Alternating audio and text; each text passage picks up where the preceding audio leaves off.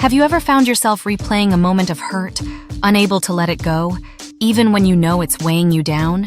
Why does forgiveness feel like such an impossible task at times? Why do we cling to pain that only seems to harm us more in the end? Today, we're diving into one of the most profound struggles of the human experience, letting go.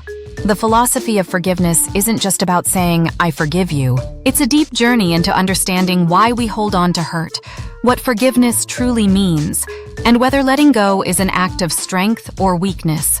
So let's start with the question, why is it so hard to forgive? At its core, forgiveness challenges two of our deepest instincts, our need for justice and our desire for self-protection. When someone wrongs us, especially someone close, it can feel like a betrayal of trust, a violation of our personal boundaries. Holding on to anger or resentment often feels like a form of justice, an attempt to balance the scales.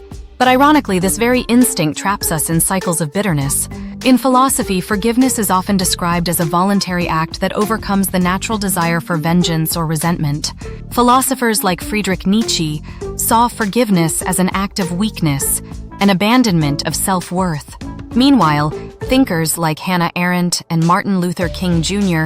argued that forgiveness is a powerful expression of inner strength, a means to break cycles of hatred. Forgiveness, however, doesn't mean forgetting or excusing what happened. True forgiveness is often described as releasing our emotional hold over a painful experience, allowing ourselves to move forward rather than be weighed down by the past. Philosophers argue that forgiveness is an active process, one that doesn't necessarily mean reconciliation. You can forgive someone without allowing them back into your life. Forgiveness, in its purest form, is a conscious decision to reclaim inner peace. It's letting go of the control that hurtful memories have over us, rather than letting go of the memory itself. But why do we resist this so fiercely? There's a paradox in forgiveness that's worth exploring. The very act of letting go often feels like losing control over our sense of justice. The mind clings to hurt as if holding on to it might one day change what happened. But we all know, logically, that it won't. Renowned psychologist Carl Jung spoke about shadow work, the act of understanding the darker parts of our psyche. Holding on to anger can serve as a barrier, shielding us from the vulnerability of admitting that we were hurt. By forgiving, we face the full depth of our pain, allowing it to dissipate rather than dominate our lives.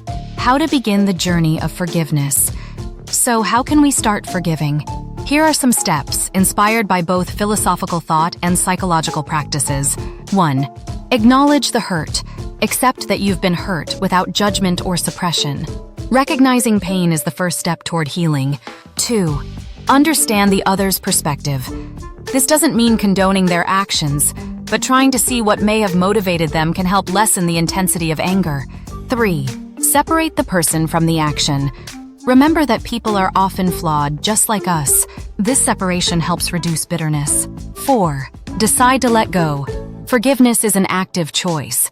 You decide to release the emotional weight, not for them, but for yourself. 5. Practice self-compassion. Forgiveness is also about forgiving yourself for holding on to pain. Allow yourself to be human. Final reflections, why forgive?